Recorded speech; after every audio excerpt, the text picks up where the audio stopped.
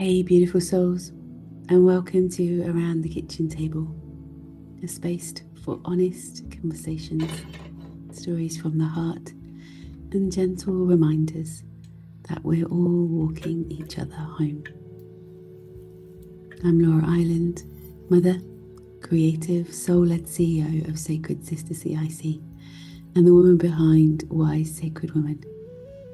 I'm a witch with ADHD, and this podcast is where we gather to share the real, raw and radiant parts of life. Each week, we'll explore what it means to live in rhythm with ourselves, with nature and with one another. We'll talk about womanhood, sisterhood, creativity, leadership, spirituality, and the messy magic of being a human. So pour yourself a cuppa, get comfy, and let's meet here around the kitchen table, where stories are medicine and every voice belongs.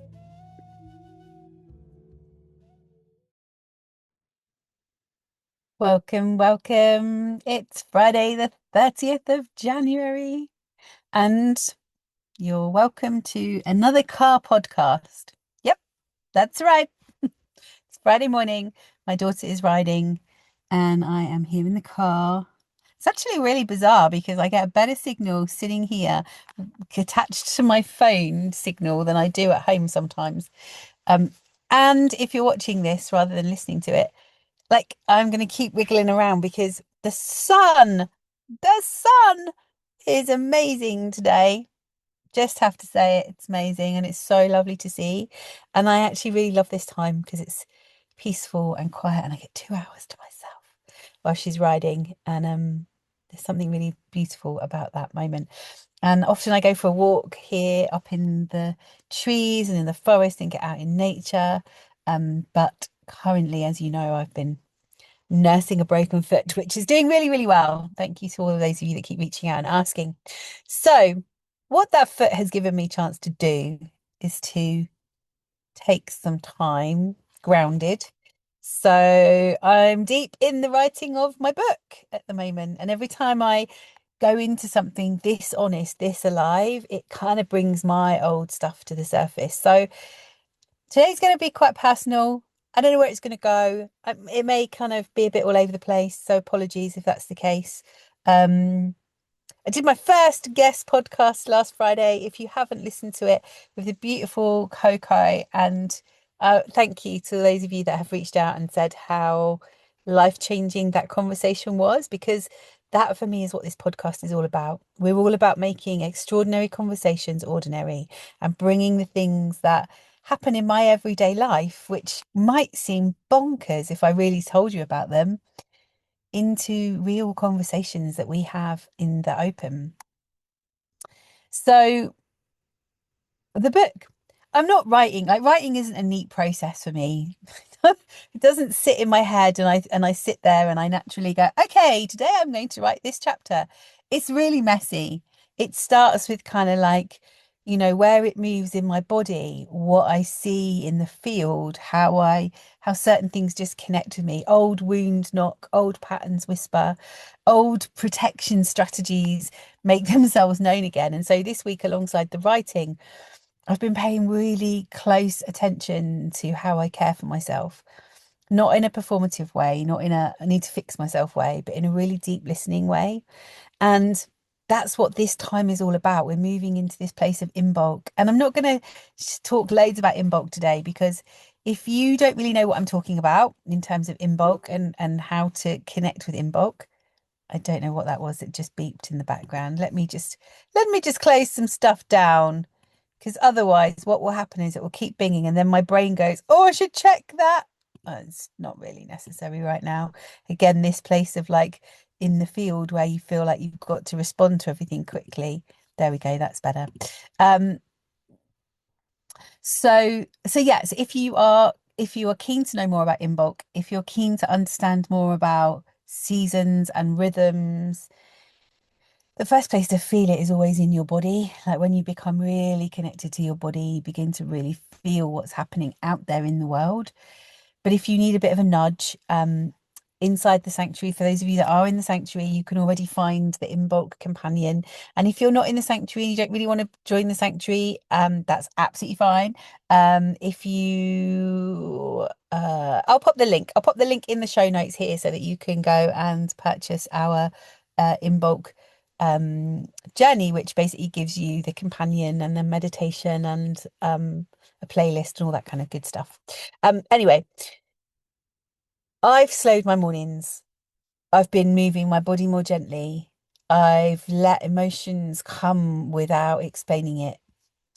I've chosen rest where I would usually push. Yesterday I had my laptop with me all day thinking I'll do some more on the book, I'll do some more on the book. I'll respond to the hundreds of messages that have come in from our Imbolc shares, which have been beautiful and amazing. If you haven't seen all of those, you can find those on our socials.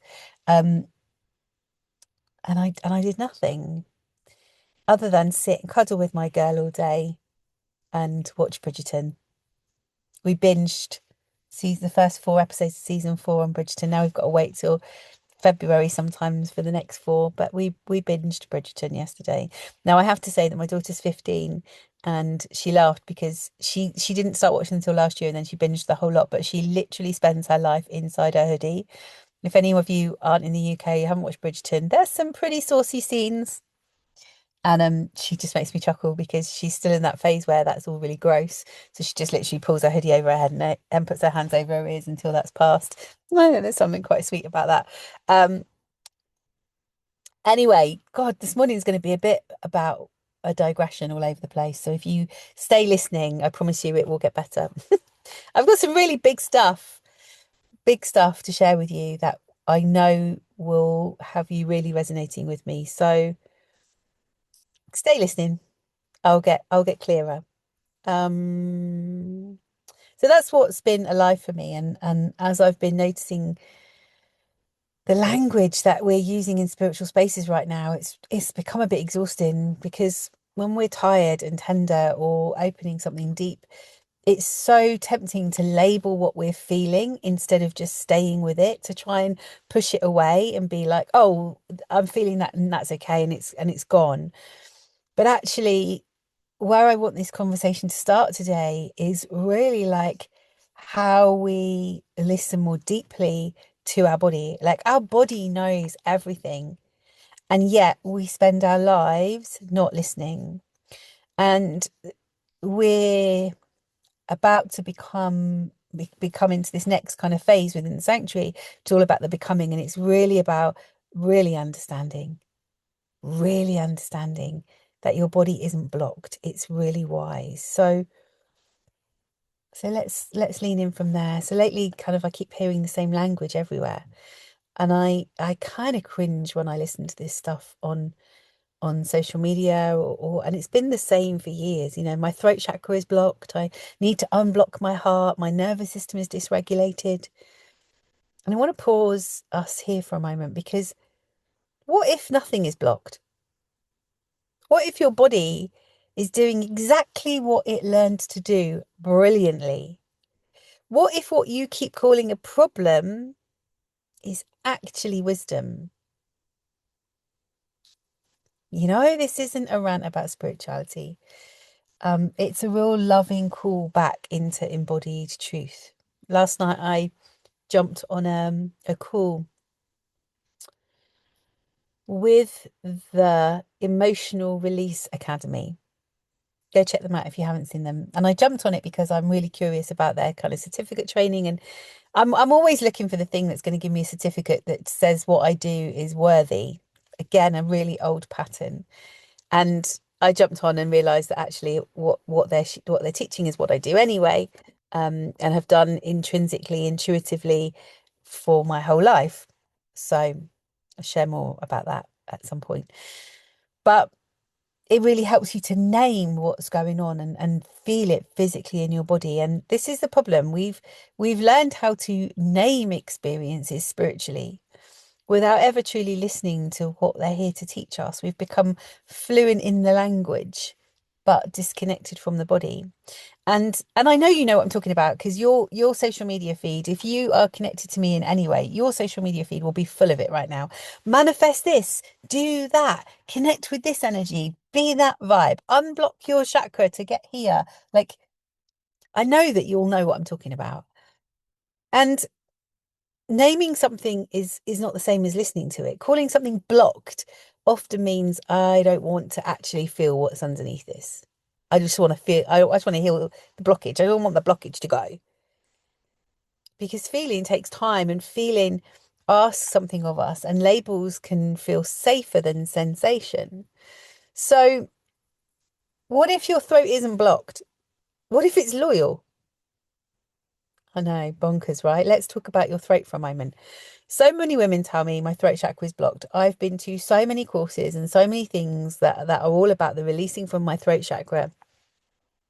And I have to kind of clear my throat chakra to be able to speak more and to be able to to be heard in the world. A beautiful friend of mine messaged me the other day, and she said, you know, I am hearing your voice in a different way. It's like something has shifted in you that is allowing you to really kind of be yourself and be that authentic space. And actually your whole voice has changed. I didn't unblock my throat chakra. What I did was get curious about what was going on. What I've done is heal real old wounds and trauma that's been stuck in my body. And I didn't do it quickly by not listening. Because if you listen gently, if your throat chakra, if your throat were truly blocked, you wouldn't be able to speak at all. Yet you can speak, you can explain, you can present, you can negotiate, you can talk to strangers. What you're struggling with isn't speaking, it's disappointing. It's saying the thing that might create tension. It's naming the truth that once came with consequences. And that's what I've learned. Many of us learned early on that being quiet kept us safe. I spent my whole time in a childhood home with my mum going, shh, quiet, don't wake your dad up. Because my dad was a truck driver and he worked really hard, and when he was at home, he just slept in the sofa and we all had to pussyfoot around the house like mice. Being agreeable kept us loved. If I'd have argued with my dad or my mum, and I did often, but when I argued, I would get punished. Not punished in a physical way, punished in a shut off way, punished in a not really speaking to me way, punished in a way that just kind of but basically saw me go to my room because actually it was a safer bet. So actually I just stayed agreeable. And being small kept the peace. If I snuck around the house like a mouse, then it would be okay. If I didn't argue with anybody, if I didn't rock the boat. So your throat didn't fail you. What it did was protect you. And protection is not pathology. This is kind of where the wounds begin to live. And this is where I want to widen the lens this morning, because this isn't just about chakras, it's about wounds, personal wounds, collective wounds, inherited wounds. Because it's not just that my mum did that. And I love my mum. My mum's amazing, right? Like I'm not saying this because I have an issue with my upbringing at all. It gave me lots of ground to heal. But this is a collective wound. Like, how many years and years and years have we been told to stay quiet as women? How my mum acted and learned from her mum, who learned from her mum, who learned from her mum. So these are inherited wounds.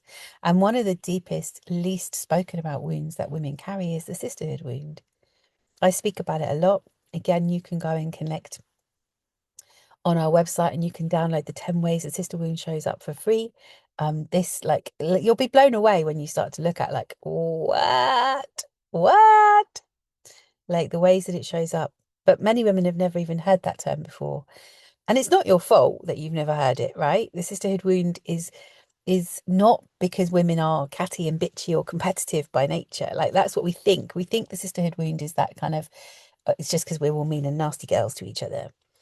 That story was conditioned, and I say that intentionally because if you look back hundreds, even thousands of years, women did gather.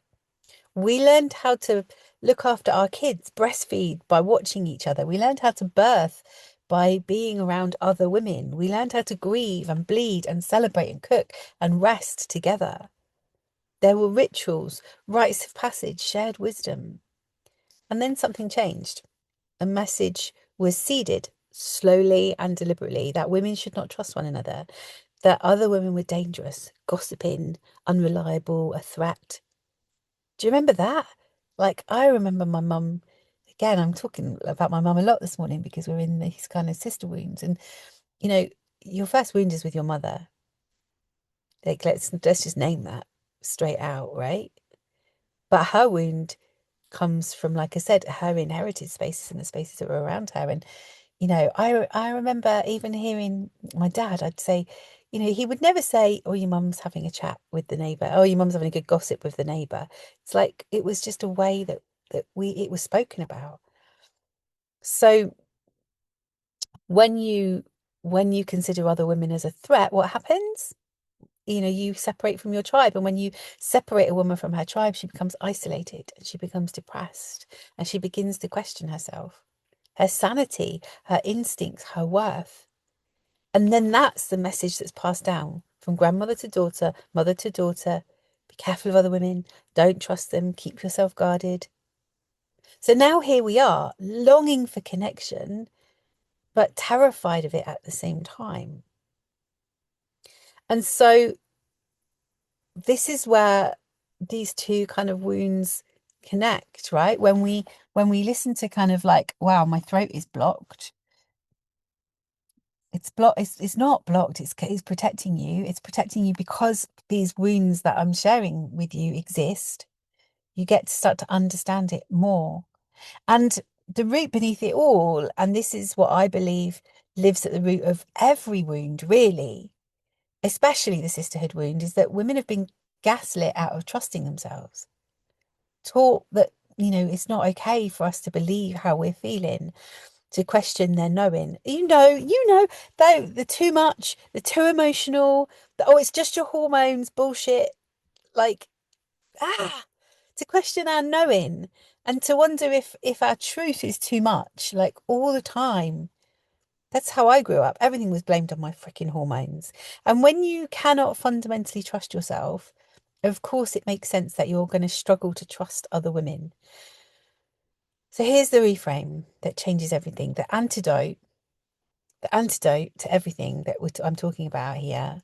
And if anything that I have said has resonated with you right now, and you're watching this somewhere, you're connecting with it somewhere, pop in a comment. You know, even if you just pop the word resonate, like, let me know, because I know that you're feeling this. I know that this is moving through so many of us right now in such a rich way, but we don't know how to deal with it. And the antidote to the sister wound is not learning to trust other women more, even though we think it is, even though we think actually, you know, we need sisterhood to heal the sisterhood wound. We don't, because every single thing that you have to learn on this planet is coming back to learning how to connect and trust yourself. I know that sounds completely counterintuitive, you know? It's like this feeling of it's not my job to invest my life force trying to ensure no one ever hurts me. Because in reality, people will always disappoint you. They'll leave. They'll misunderstand us. That's life. I've just had it recently. Feels quite emotional to talk about it. And I did share some social media around this the other day, in a kind of more cryptic way, I guess.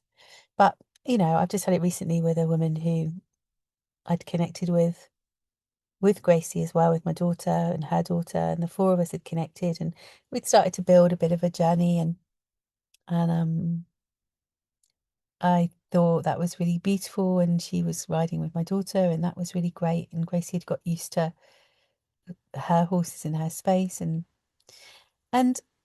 out of the blue, I just got this message that basically said, "I think it's time to share a bit of truth between us." This is in a message, and then she went in to share a whole load of stuff, and I could feel that actually none of it was really the truth. The truth was under this. This was the polite version of what she was trying to say, which was basically that this wasn't working for her, and so it's not working would mean let's have a conversation, let's find a way to make it work, or if it's not going to work, let's say goodbye, and that's okay. But instead, when I challenged her message and just said, hey, look, actually that doesn't feel like the truth, should we jump on a call? She just blocked me. No conversation. And that's what I mean by people will disappoint us, they will leave, they will misunderstand us. It is life, and it smarts, and it hurts, because the whole reason Sacred Sister exists is to help bring the sacred into every day, and to help reconnect back in with ourselves and with each other, and to journey with how would it be to show up another way in life. And my feeling is the more we learn this together as women, the more we impact our world. You have the biggest impact on your children. I know you think you don't. I know you think that social media and all the other things do. But if you actually stand and get really present in your children's lives, and you listen, and you help them, and you support them, and you share with them, you have a big part to play. And it's not okay to just step out. When we change, when we shift, everything shifts around us. I had another beautiful connection with a sister this week in our sisterhood, who shared that she'd just had this really beautiful moment with her mum. And 2 days before, she'd sent a message that was really like stay my head in, this is all shit. La, la, la.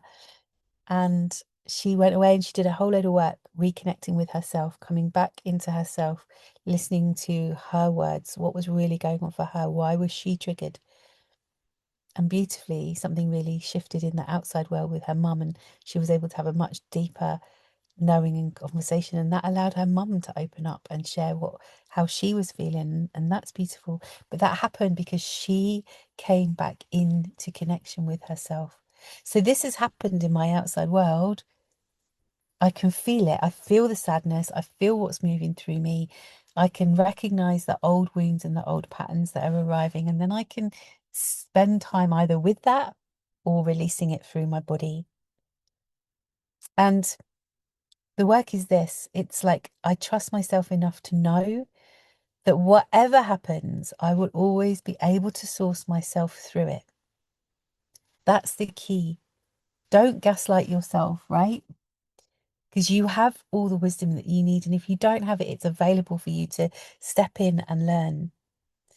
And when you have that, you stop trying to control how other women show up. You let them be real, messy, human, and you can receive them because you're no longer abandoning yourself. So with this situation that's arisen with this other woman, I can absolutely hold compassion for her and the space that she's in, because it is real, and it is messy, and it is human, and I don't need to control that. I just need to negotiate how I feel and open myself up to what I'm learning from that place. Let's just take a breath a moment, because that's a lot. That's a lot. And when I share these podcasts, I don't share them from a place of, surface level. And like I never did, but now it's even more or less surface level, because actually I can't sit in that place and be afraid of using my voice anymore to share the wisdom that I know I carry within me. And I'm not special. You all carry it within you too. But you have to be prepared to listen. And this is why this moment matters, because Imbolc is not the full bloom. It's like the stirring beneath the surface. The snowdrop doesn't rush, right? It listens. And we're also at the year of the snake as it's closing. So you have the most powerful moment now over the next couple of weeks to really let those old skins shed, the identities that no longer fit, the stories that kept us small, spiritual shortcuts that bypass your body. The truth is really beginning to hiss a little louder now, right? Like I know that you're feeling it. And it's not dramatic at all. But it is persistent in the body if you let yourself feel it. So the real question at this threshold is this, who are you becoming if you stop trying to fix yourself and really start listening? This isn't about speaking louder or healing faster. It's a bit about creating enough safety in your body and in community for truth to rise in its own time. And that's why intentional sisterhood matters. Not performative connection, not surface level spaces, but places where women can remember how to truly be themselves with one another again. So I'm going to invite you, if this landed somewhere in your body today, if something in you has softened whilst you've listened, if your body feels a quiet yes, but your mind's just kind of catching up, honor that. Imbolc doesn't rush, and neither should you. But I'm going to invite you to take a look today, whenever you've heard this, at our sanctuary page. The page on our website is not a sales page. I'm not a salesperson, and yet I've had to learn how to market myself really well to be able to show up in the world and be seen. And that in of itself goes so against the grain. And this year, that's going to look very different. I'll always do our socials. I'm a content creator, baby. That's what I do. I probably should start getting paid for that job now. Somebody said to me the other day, you know what, like I've learned so much in the 5 years of Sacred Sister. I build all our own websites. I've learned how to do podcasts. I've learned how to edit. I've learned how to create, to do guided meditations and record them with music. I've learned so many things. It's ridiculous. I've learned how to maximize all sorts of spaces online. And I love it. I love it because I never know who's going to hear this message. That's the truth. I don't know who you are. I don't know if you're going to hear our message. I don't know whether it's going to reach 2 people or 2,000 people. Like, I don't know. But for 5 years, I've shown up tirelessly because I know in my absolute bones that the way we are going to move together is back into community, back into intentional living and intentional connection. And so right now, I'm not filling our socials with, gosh, even just as I feel it in my body to speak it, what's going on in the States, which, by the way, is likely to follow suit here if we don't do something about it. And the women in Israel that are standing up for themselves in their communities, facing death in the face because in order to get heard, that's what they're having to do. Like, it's not that I'm not with all of those people. It's not that I'm not sharing, because I am. I will keep all of that in my forefront, and I pray every day. Now, I am an ordained interfaith minister, if you didn't know that. I do carry the title of Reverend. I don't speak to that very often because most people are damaged by their vision of religion and faith and culture and the church. And so I recognize that when I start calling myself Reverend, it kind of instantly alienates me from you. It shouldn't do, but it does. And especially that I named my intentional community Sacred Sister. Like, now everyone thinks they need to be a nun, right? And it's not. Sacred Sister was named because for me, the way back into connection is through the sacred, through the divine. And that's not praying to an outside God. It's praying to your inner world. It's praying to the connection that you have with yourself, with each other, and with spirit, nature, whatever you call it. And I lost my train of thought. I was doing quite well. But this is a message I really want to share as we close today, because we've talked a lot about sisterhood. We've talked a lot about the reasons why, you know, we feel blocked and we feel disconnected. And like the book, when the book comes out, the book is called at the moment, and I think it is the title of the book, The Wounds and the Way Home, because for me, understanding our wounds, understanding the things that have happened to us, allows us to take action on doing something about it. Anyway, the reason I'm not sharing every post that way, and that I'm also sharing some really upbeat, kind of beautiful postings and sharings around Imbolc and things, is because the way that we shift and make change in this world, if we want it to be different, is to find our joy, to find the way that we can keep our frequency high. And for me, that comes from love. And that starts with loving yourself. And that is the message that you will hear time and time again inside the sanctuary. I've had lots of women reach out to me and they're like, I'm like, I'm sitting right on the edge. I'm not too sure. Like, I'm not really a joiner. I don't really have time. I don't really know what to do about, you know, the sanctuary. Like, should I join? Shouldn't I? So when I opened the sanctuary last May, I opened it from a place of, I'd been holding something called Shine for a few years beforehand. And the women never left. Like, it was a year-long program and they never left because they got so ingrained in the sisterhood that they never left. So I did trial and error for a long time. I brought more people in, and I tried to juggle that, and it just wasn't right. And so I created the sanctuary as the place where those women could have a home for life, where we could, instead of just doing the work and being on our own, we'd have a place to do the work together. But also because if we're really going to share a deep resonance in this world, and we're going to begin to move forward in a different way, we have to start coming back into community.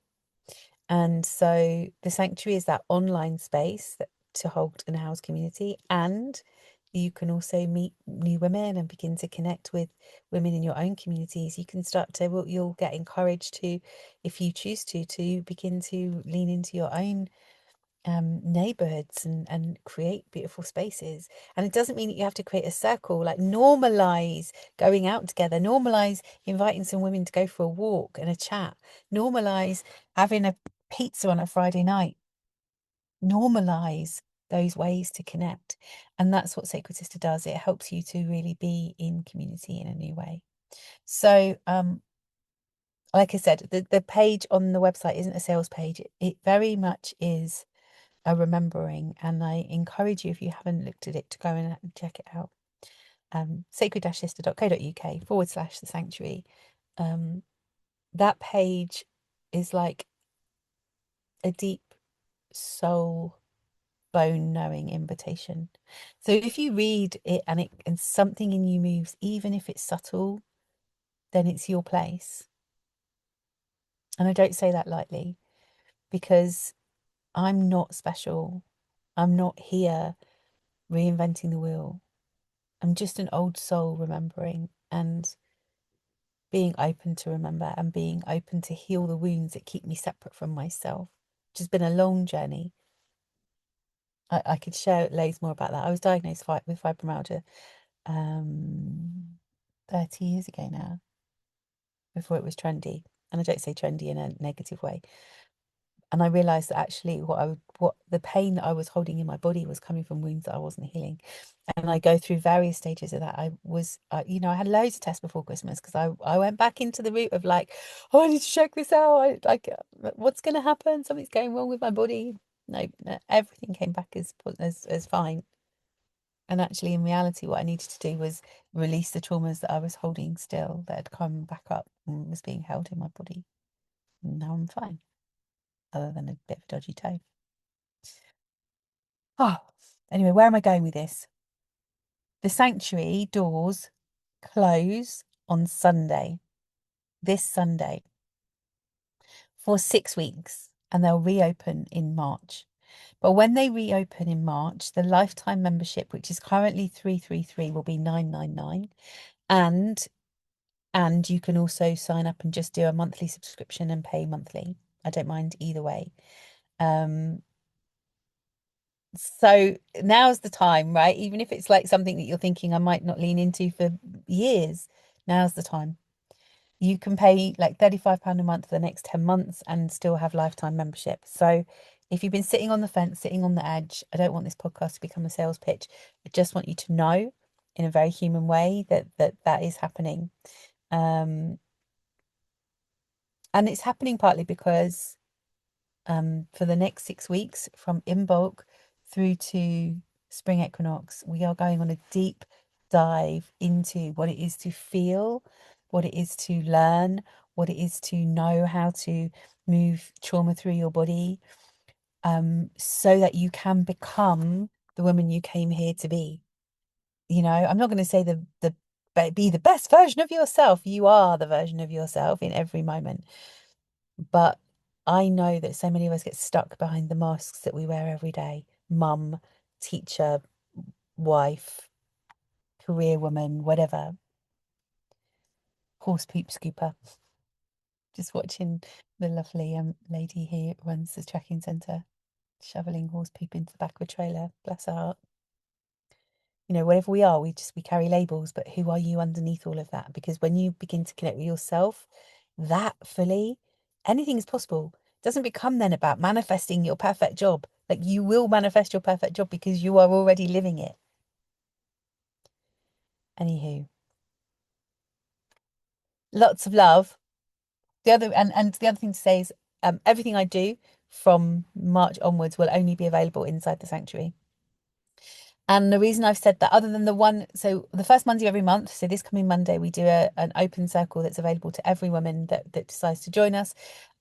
You would need to get the details from being on our mailing list or in our Facebook community.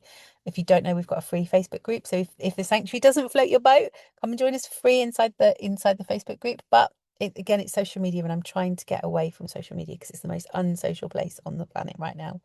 The sanctuary happens inside an app, and it's really beautiful and really easy.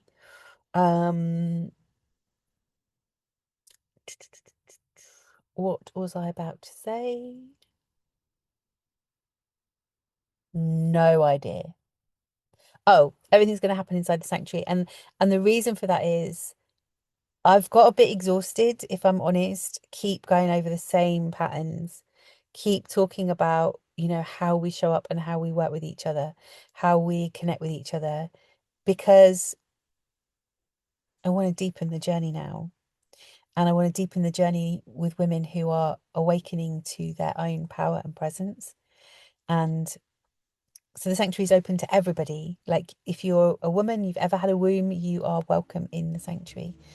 And that's where we'll do our deeper work, because I don't have to spend 3 weeks getting you prepared to do the work. You're already there. You're already showing up. You've already said yes to doing that deeper movement. So that's where all of our work is. So if you've just been on our sacred pause, that won't happen anymore unless you're inside the sanctuary. So now's your time, basically. I'm going to unashamedly say that. Now I am going to create a sales pitch. Now is the time. You should be there. If you're feeling any of this, come join us. Like I said, the doors close on Sunday on Imbolc. So you have very little time to say yes. Then it will close, and then you can rejoin us in March, but it will look a bit different financially. All right, my loves, I'm going because I'm now rambling, and I love you all, and thank you for listening. And if anything has moved you in this recording, this podcast, I'd really love you to subscribe and connect and follow us and share it. That's the other thing we're a bit shit at doing, right? If I told you, right, that, you know, you could go out tomorrow and buy a pair of tights that were absolutely ladder resistant, they were never going to ladder, they were going to last you forever, they were never going to lose their stretch, I'm damn sure you'd go out and tell your friends. When we hear something that's life-changing, that can really support each other, we tend to keep it to ourselves. We tend to be a little bit like, oh, they're going to think I'm weird. Don't be the weirdo. And if you are the weirdo, go and invite your friends, because they'll be weirdos too. All right, my loves, I gotta go. Catch you soon. Lots of love. Laura out.